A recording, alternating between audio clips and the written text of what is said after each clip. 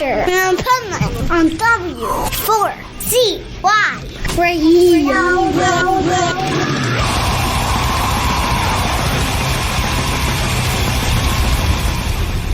Wake up, America! It's time for the Adventures of Pipeman on W4CY.com, West Palm Beach's #1 internet radio station. Here's your host, the Pipeman.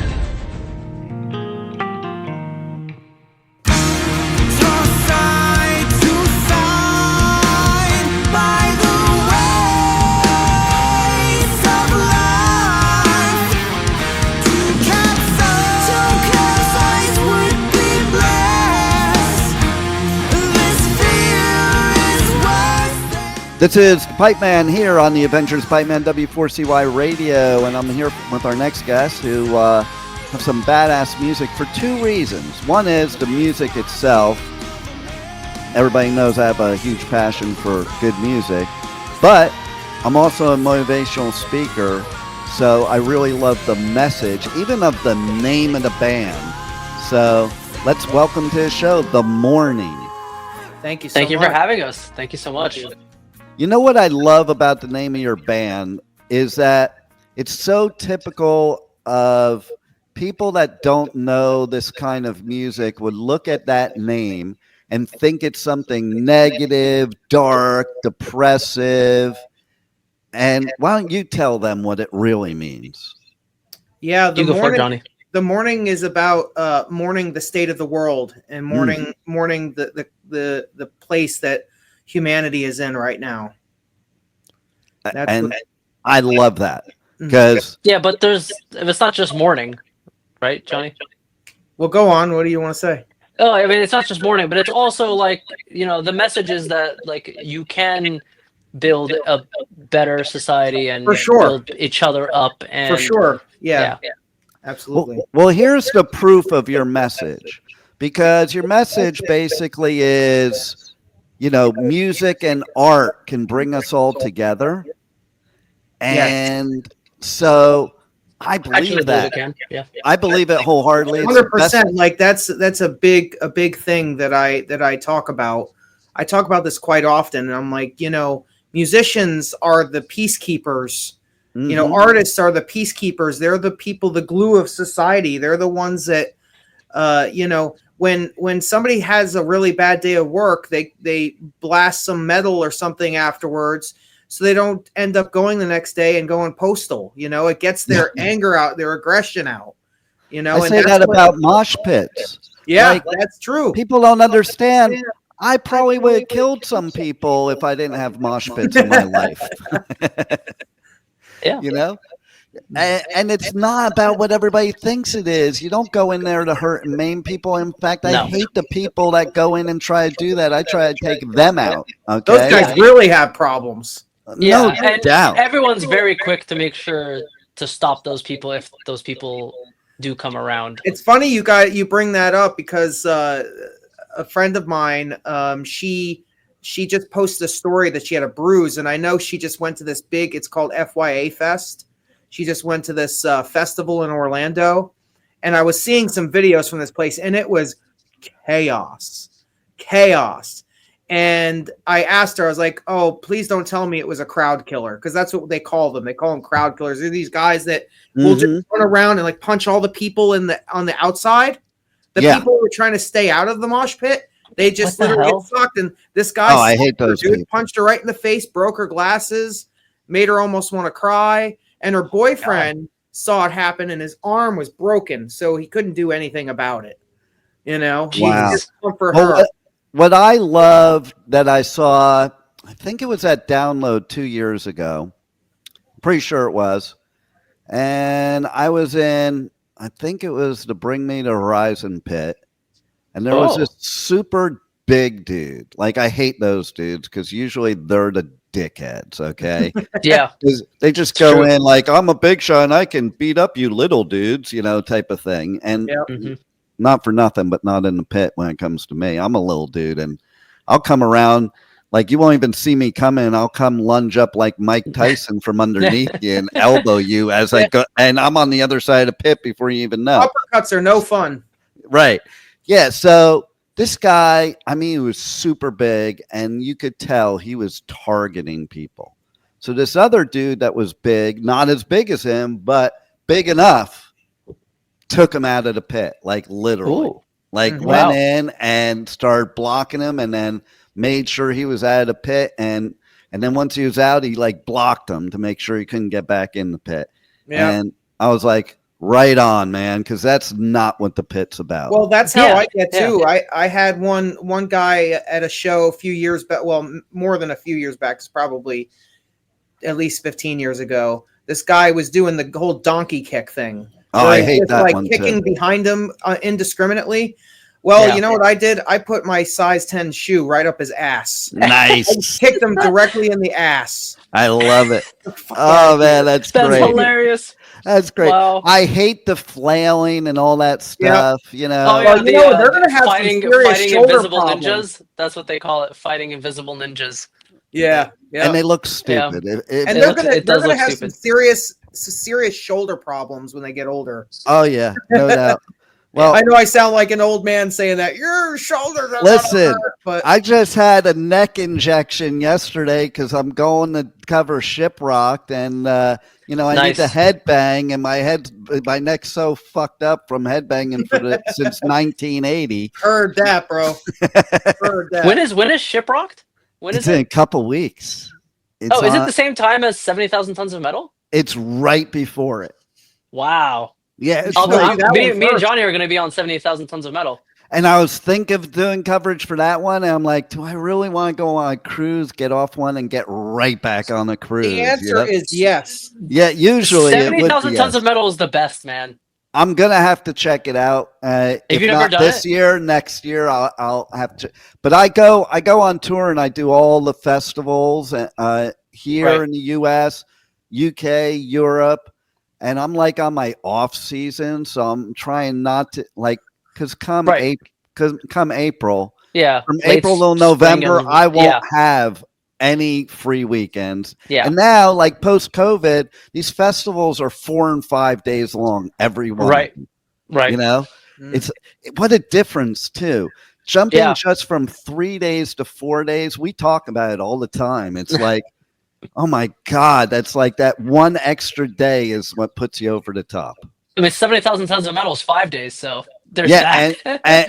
and Shiprocked is almost 7 days. Oh, wow. I didn't realize it was longer. I thought it was the same.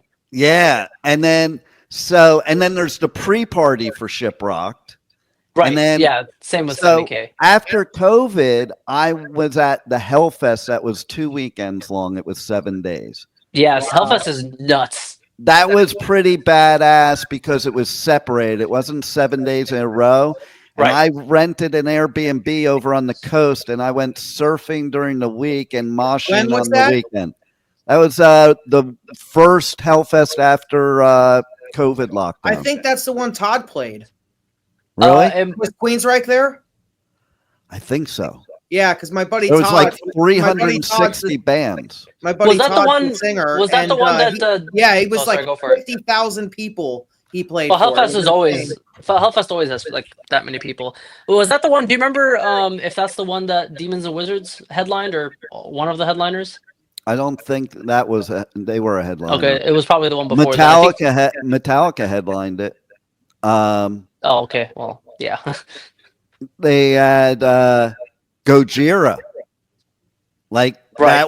that was insane seeing Gojira in their home country. Like Yeah. it was insane. Yeah. So Yeah, we gotta it's- get it's- you guys at Hellfest. I mean, hey, if you know, I mean, if you know, twist who my to, arm. if you know Say who we that. should talk to, I could probably get you an email of whoever does the booking. I would would be appreciate that. great. Then, It would be then, very then much we could appreciated. look into it. Yeah. Yeah, and You make it happen. I also have close ties with Bloodstock and Download. Oh, bro, get me. I played Bloodstock in 2019. Oh, I would love to go back. not in this band though. No, I played it with my band Three Headed Snake. I think I saw part of your set because like I'll sneak Really? out of media and catch sets of bands I haven't seen. 'Cause Yeah, that's the whole point of a festival. I was in the second tent, the big one, the big tent. Was that the year that Machine Head was the surprise band that played in the tent? I don't know. It was the year that Dying Fetus played, because what happened was Dying Fetus got rained out and we got all their people spilled over into our tent because it started raining. So everybody came in the tent. So the tent was packed front to back. Nice. I would love to play Bloodstock again. You couldn't have planned that any better. No, that was a blessing, dude. It was packed. Bloodstock is a killer festival, and what I also love about Bloodstock is, you know, going back to what we were talking about before, like they do the Sophie Lancaster stage, and they do all the stuff for Sophie Lancaster. For those listening that don't know, you know, she was a goth metalhead, and her boyfriend got jumped leaving the show, and she got killed. Her boyfriend, you know, by luck of something, survived. And so they do something at that festival every year, and they even have the one day that's Pink Day, where everybody wears pink in honor of Sophie Lancaster.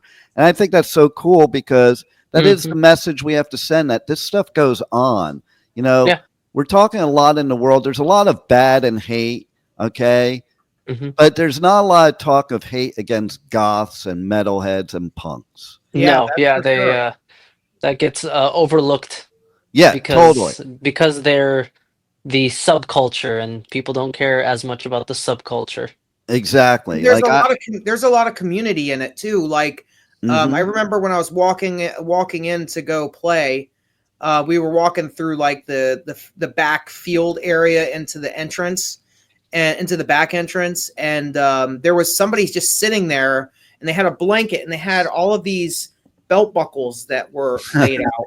And I was like, "Oh, are you selling these?" He goes, "No, I'm giving them away because my deceased friend made all of these, and I wanted the metal people to have them. So I still have it sitting on my shelf. It's just it's like the Avenged Sevenfold bat that's made out of, I don't know what's made out of pop metal or something that this guy made, and his friend ended up with all of it and gave it out to the people there, so his friend could live on with all the other metalheads, you know. That's way amazing. Cool. Yeah, I love super cool. Because we are a big family, and to the point of your band, okay, listen, I think people are so pissed off and angry after COVID because we had 2 years of no live music. There's no outlet. And, you know, you go to these major festivals, metal festivals in particular, and there are no outsiders. There is no hate. We're one big family. And it's really definitely something that the rest of the world could learn from, to be honest, you know, because it's funny too. I had one weekend several years ago that I had to cover 2 festivals in one weekend.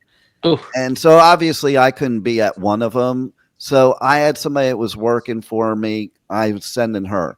She was a country girl, and she had never been to a rock show, much less a metal show. Wow. And so I sent her, and I told her ahead of time, I'm like, listen, because she was all scared, and I'm like, listen, you're going to love this. It's not like going to your country shows where rednecks are getting drunk and beating the shit out of each other, okay?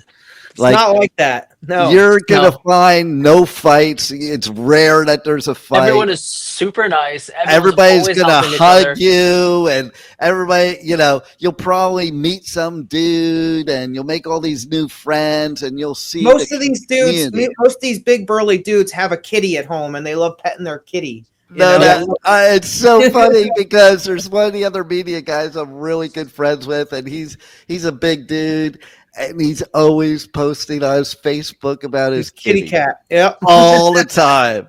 You know, and he is like this just big cuddly bear, you know. It's really how it is. So she goes and she comes back and she's like, "Oh my God, you were so right. Like, I have all these new friends, and I met a guy, and he's my boyfriend now. And I have this favorite new band. They're called Bring Me the Horizon." I'm like, yeah, never heard of them. Never I'm like, heard of yeah, I them. think I heard of them. Yeah. You know, and They're not. You're not the only one whose favorite band that is. That's a lot of people's Right. favorite bands. well, you know what's cool about Bring Me the Horizon, and I think that's who you should tour with, just because of the meaning of your band name. Because I think Ollie has some of the best lyric writing that I can relate to ever. Like, he's got one line that is my favorite line in any song ever, because it's so good. And that's, I can't drown my demons. They know how to swim. And I'm like, that is so good. fucking deep. Yeah. And he wrote that song in rehab, like locked up, you know? Yeah. And it's amazing, like, what is going on in his brain that he can transfer into a song that, like, so many people can relate to. Yeah, absolutely. And so that's why I like you guys, because right off the bat, the whole message, because I'm a big believer in that. Music and art is the great uniter. Yep. It is. That's why they say music soothes the common savage beast. And, you know, it's funny. I'll tell a funny story. That happened just recently. I met some girl on Tinder or something, and I'm talking to her.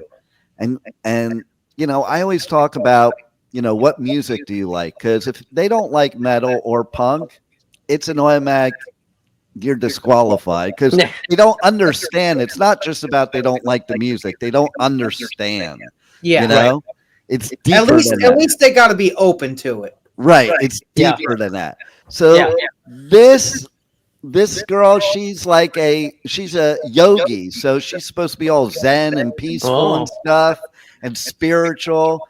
And she starts telling me, yeah, if I listen to metal music, then it makes me want to throw things, destroy things, and get very violent. And I just said to her, then that's a you problem, not the music problem, because it doesn't make me want to do that. It's true. She needs to just throw on some Enya and have a good day. I know, right? And she's like, namaste to me. I'm like, don't give me that fake namaste stuff. If you're telling me that you can't even control your emotions from a song to not beat the shit out of someone. Well, I think somebody like that should listen to metal, because they need to, like, have those impulses and learn how to control them. That's the key. Yeah. That's the key. You know, it's kind of like Dexter. Yeah. You know, you have to have the code. Yeah. But I agree with you wholeheartedly. You know, like, it's easy to control yourself when everything's calm and everything's good. Like, anybody can do that. But, like, to me, metal doesn't do that to me. Metal gives me this positive, euphoric feeling and gets me pumped up and my adrenaline. Yeah, exactly. pumping. It's the opposite. If anything, it tames the physical. No doubt. Yeah. You know, or emotional, I'll tell you something, okay? So this year, or 2024, I was covering Riot Fest. And ended up a few days before Riot Fest, my grandson passed away. So I had a lot of emotions, obviously, and not good ones. I'm sorry to hear that. Yeah, thank you. But here's what happened. I left the funeral and flew to Riot Fest and went in the Slayer pit and basically took every negative emotion I had and just left it in that pit. And that's there you go. Exactly. Catharsis, man. Especially the pit. Super catharsis. No doubt. Cathartic in the pit. No doubt about it. So let's talk about Hush album. Yes. But first, before we want to talk about that, I want to say, Alex, your story is great because, like, I love that you were an engineer that ended up in the band. Yeah. Isn't that fun? Tell everybody how that happened. Okay, so let's see. I actually, speaking of 70,000 Tons of Metal, that's where I met Johnny. What year was it, Johnny? 2020? It was the end of 2019 into 2020. It was the December 30th, 2019. No. 70K is not on December. It's in January. Remember that year? That year was like the maybe it was January 1st. Then it was mid-January. Yeah, I think you're right. Yeah. 'cause it was like right after the first. Yeah. Yeah. So 2020. every year I go on 70,000 Tons of Metal for geargods.net. Me and my buddy Trey. We do geargods.net for anyone who knows it. And I met Johnny there through a mutual friend of ours, Brittany. And we just hit it off. We were all into the same bands. Mostly we were talking about Symphony X. And our love for Russell Allen, but just other like prog bands in general. And I think Johnny, you asked me a little bit later if we wanted to like just it wasn't even in the morning. I think we were just working on a song together, like an original. Yeah, well, it was during the pandemic, during the 6-week shutdown. And I hit him up. I'm like, bro, I'm so bored. You want to write some music? And he's like, yeah, I'm also bored. Let's do that. Yeah. Nice. So that's kind of got started. And then from there, Johnny asked me if I could mix his the album Hush. They'd already recorded it, but they wanted the mix to really be the best it could be. And so over the pandemic, it took a while to like kind of get all the files over and everything I needed. And I produced the album, mixed it. I ended up doing a lot more than just mixing. There's a lot of stuff that kind of got tweaked. Some stuff got cut, reamped. Yeah, some stuff got cut, some stuff got added. A lot of producer stuff to make something that is my best. How do I describe this? My best interpretation of what Johnny's vision was. Nice. I tried to understand what Johnny was going for the best I possibly could, and then did the mix, the production, everything based on trying to achieve that vision in the eyes of people listening. I even find that in radio, like my engineers, there's engineers that I've had throughout all the years that, I don't have to tell them anything. They just know me so well. And then there's others that I feel like I have to explain everything, and that's frustrating. You want somebody that can kind of get in your head, or you get the ones that they're all ego and they just want to do it their way. And that doesn't work for an artist. Yeah, I've been in that situation as an artist where I've been with a producer, well-known producer, has produced bands before. And I just didn't realize that he just wanted to do it one very specific way, his way. It wasn't about, okay, what are they trying to achieve? Right. What can I do to help them achieve that? It wasn't like that at all. It was like, no, they came to me because they want exactly my vision, and everything has to conform to that, which was, maybe some bands do want that. But that wasn't what we wanted. And that was I found that one out the hard way. But me personally, I'm more about, I want to make what you're giving me the best it can be based on what you want it to be. Yeah, that's the way it should be. The artist should always be the artist. Yeah. So and then that's how it happened. And then after that, I've been in like touring bands, toured around the world previously with Witherfall, and Johnny was asking me a lot of advice, like, what should I do to market this? How do I, it was the first album for this band, right? So, I just started helping him out here and there more and more. And then eventually he was like, we got to do music videos, right? So then I flew to Florida to film the music videos. 3 or 4 of the music videos are all filmed and directed by me. Yep. That's why I'm not in a lot of them, except one of them. It's because I was behind the camera doing the plus filming. That was really ultimately before you that was before I actually joined the band. And then the one that you're in is eventually Chaos Machine. Yes. Yeah. Which and then eventually is a good one. Yes, that's the first song on the album.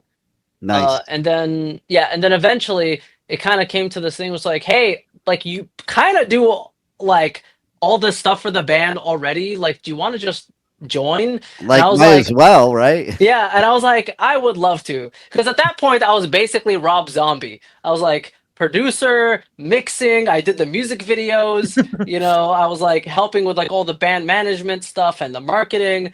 I was like, yeah, dude, let's do this. I love the music. Everybody in the band is super cool. Johnny is an awesome vocalist and an awesome person. I was like, why not? You know, like I love everything about working with this band. So yeah. See, ended that's up why I joining. wanted to hear the story because I love that story. You're making my heart melt, Alex. I love true, hearing man. that Yeah. stuff. I love it. And so with Hush album, I love the stories about these two songs, Chaos Machine and The Mountain. Maybe let's tell the stories of what those are about. Yeah, Johnny, you go for it. So Chaos Machine is an observation on a certain mentality which tends to lean nihilistic, and how that nihilistic mentality bleeds into their life and seems to produce nothing but chaos. So that's really what that song's about. It's an observation on just, and it's written in such a way to hope that people can adopt a more positive. I'm not saying you got to be white pilled, but man, you got to let go of that black pill. You know what I'm saying? Well, think about it. Like that explains the world to a T right now. It's like, man, I don't know. Like I told my daughter one day, some days I wish I could just drive down the road, take my laptop, my iPad, my watch, my phone, and throw it all out the window and keep driving. She goes, Dad, who you king? You're just as addicted as anybody. I'm like, yes, but I was around before we had any of this shit. And this is the problem with a lot of the world today. It's like, you know, just I can't even stand. I have to do it, and you guys have to do it for what you do. But I can't even stand to sometimes go on social media because everybody's just like all they do is negative stuff. And like last year, I was in Costa Rica for 3 months on the off season, just getting away from all the chaos, pun intended. And my brother calls me one day, right before I'm about to go surfing, and he goes, "Did you see the news?" I'm like, "No, and I don't give a shit. I'm going surfing. Have a good one." Because people are just so negative over everything right now. Not just them being negative, but everybody is making them negative about things that don't affect their life in any way, shape, or form. Like, that's the most ridiculous part. If it doesn't affect your life, who cares? Don't obsess over it. Don't worry about what somebody else does. Let everybody do them if they're not maliciously trying to hurt people. And if you don't like certain things, remove yourself from it or have some coping skills. Yeah, exactly. Well, people don't realize that. Go ahead, Alex. It's funny that you mentioned like wanting to just take all your electronics and all your stuff and just kind of throw it away and kind of like live like life anew. We actually have one of the songs that got cut from the album is actually literally about that. It's called Control Alt Delete, and it is just love that. It's just about starting from zero, and we do plan to eventually put that song out, but it just didn't make it on this album. But that's exactly what that song is about. Literally what you just described. But I love that. Go for it. It's funny you were talking about now it totally escaped my mind. I'm thinking about Control Alt Delete. Oh, my bad. Oh, it just went pew. That happens. Happens to the best of us. But I remember. So you were talking about getting in your truck with your laptop and your your music and just getting out of there and not having a phone. Well, it's kind of what the mountain's about. It's about going without all the trappings and going into the woods, into the mountains, and finding God. It's about finding the divine, finding, being one with, our creator, as opposed to, being trapped by all the things of this world, And that's what it's about. Because when I go with my family every year to the mountains, and when I go, man, I just feel like so at peace and so. There is some serenity to the mountains and the creeks in the mountains and the forests and I love that stuff. That's what I love about Costa Rica. You got the beach, the mountains, the jungle, and You know, all it's in like, one. Yeah, it's a beautiful place. I've been there actually. yeah, and it's like you just feel like you don't give a shit what's going on all over the world because it doesn't matter. None of it. Like None of you're it matters. sheltered from it. You Yep. know. Yeah. Yeah, and they don't have a military, do they? They gave up their military to give free health care and also to give free education. And Wow. their health care is badass. I can testify to that. Yeah. Because I had 1 year I had a heart attack in Hawaii surfing, and the Hawaiian doctors, American healthcare, screwed me up, and they caused a second heart attack a year later by them misplacing a stent. And the doctor cleared me. They didn't notice the whole year. Doctor cleared me. Okay, you're good. I went to Costa Rica. I went surfing. I was on a 10-foot wave and had a massive heart attack. Wow. I went to that hospital in Costa Rica. The cardiologist called my insurance company, my American insurance company, and said, hey, he needs this procedure right now or he's going to die. And they said, well, it takes 48 to 72 hours to process a claim, and it's a weekend, so it'll probably be longer. And the cardiologist's like, you don't understand. The reason I'm calling you instead of a receptionist is because he'll be dead by then. Nothing we can do. He hangs up the phone, says, doesn't matter. Even when they approve it, the U.S. insurance companies never pay us. And then what they did next was amazing. They put me in their social security system as if I was a citizen and treated me 100% for free. Wow. Whoa. I'm not even somebody that lives there. And they did a way better job than anybody in America did. It was stellar healthcare. That's amazing. Even my cardiologist here in Florida said, hey, they did an amazing job. So, and I even looked at the bill if I had to pay for it. So the bill in Hawaii was $400,000. Oh my God. The bill in Costa Rica that I didn't have to pay was $15,000, and they did more work in Costa Rica. It's amazing. A third world country. That's wild. Do that, and they don't need a military. So that's wild. Wow. Right? You know, you're making me want to move because there are mountains there, so I could live in peace there. Oh yeah, there's definite it's all peace. Like, listen, where I go, it's all dirt roads, and the whole area goes down to the beach in 2 hours before sunset just to wait for the sunset. Nice. That's, life is yoga and surf there. And people are cool too, like the metal community, like everybody's. So, I forget, does Costa Rica stretches from the West Coast to the East Coast? Yep. I haven't done the Caribbean side yet. Oh, I've done all of the Pacific side. I was on the Caribbean side. Yeah. Yeah. I've been on the whole Pacific side, and there's a place on the Pacific side on the Osa Peninsula that basically next to the Amazon is the most untouched place on earth. It's a rainforest, and it's like, to go there, you have to go with a tour guide. It's a wet dock, so you jump out into the water, and there's crocs in the water. And oh my God! And you walk up onto saying you have a tour guide because, literally, either you're going to ruin the environment there, or it's going to ruin you if you're by yourself. You will just die. Jeez. Yeah.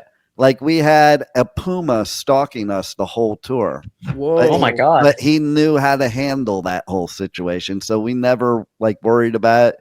And then we were walking by this one bush. You couldn't even see it. I don't know if you know what a tapir is, but it looks like a horse. It's like the size of a horse. It was lying down in the bushes. You couldn't even tell it was there. When we walked by, it got scared and ran. It scared the shit out of us. Wow, that's amazing. Right? So trip I went to the rainforest on the other side of Costa Rica. I don't have any crazy stories like that. It must not be the untouched one. It must have been one that was. A lot of people say the Caribbean side's more of the ghetto side. Mm-hmm. That's what a lot of people say. Yeah, it was beautiful, but I went on the sky ride through the canopy, and I didn't see one animal. Not one bird. Oh no, where I stay, I have videos of it. Every morning I'd get woken up by the howler monkeys. Oh. And I don't know if you've Whoa. ever heard them. They sound, when they're up close, they sound like gorillas, and they're little monkeys, but you can hear them from like 3.1 miles away. Wow. Jeez. And yeah, That's how it sounds when I do like a power metal yell. right? Yeah. There you go. And there's all kinds of nature on my side. You see stuff all the time, like on the Pacific side. So I want to check out the Caribbean side, but I've covered the whole Pacific side. I've gone to everywhere there is pretty much to go. And I found my favorite places. It's just like anywhere else. You have places that are okay, places that are great, and places that like San Jose, Costa Rica is not a place you want to go to if you're looking to go off the grid and escape. But like I go to Nassau, and that's off the grid, and you escape. And all you know is peace and tranquility and yoga and surf and cool people, and it's like that's what the mountain's about, my man. Exactly, 100%. And then it's funny because during the rainy season, I was renting a car. First time I was there during the rainy season. They have dry season, rainy season, and I like took the full coverage of the insurance.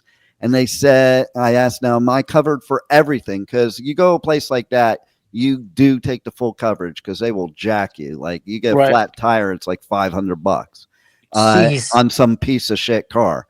And so he goes, yeah, except if your car goes down a river. And I'm like, what the fuck is he talking about? Why would I drive it down the river? Yeah. And then I found out. Because when it's rainy season, you have to drive through the river to get to the other side of the street. Oh wow. Yeah, it's a trip. A wet one. Oh, yeah, totally. So let's tell everybody how they can reach out to you guys on the web, socials, check out the music, check out anything else you have. Yeah. The album's out. The Hush is out now on anywhere you like to consume music. We also have a physical album and merch if you're interested in that, and a digital version, all available on our website, themourningmusic.com. And we also have a Bandcamp. If you are a fan of Bandcamp, you can get the album from there. That's pretty much. And social media is the same, just The Mourning Music on all the socials: TikTok, Instagram, Facebook. Is there anything I'm missing, Johnny? I'm going to say something, though. Yeah, for all you people that want to assume it's MOU Mourning, not MOR Mourning. Good point. It's not the time of day. It's not the time of day. It's the sad emotion. There it is. like in the movie Inside Out. Exactly. That's how they'll remember it now. Yeah, exactly. You remember that feeling you felt when the imaginary elephant dude disappears? It's that kind of mourning. It's that mourning. Yeah. And they have to buy your merch or they can't listen to my show anymore. Guys, did you guys heard it? You heard it here first. You got to buy a shirt. We got hoodies. There's a lot of cool stuff. Yeah, but Dean, it'll be great if we can see you at a festival at some point. Yeah, absolutely. Let's make it happen for sure. Yeah, sounds good. Absolutely. All right, guys. Thanks for all you do, and thanks for being on the Adventures of Pipeman. Thank you. We're so grateful Thank you for having us. Yes, and hopefully we'll do it again next time once our new stuff comes out. Anytime, just let me know. All awesome. Right. Thank you for listening to the Adventures of Pipeman on W4CY Radio.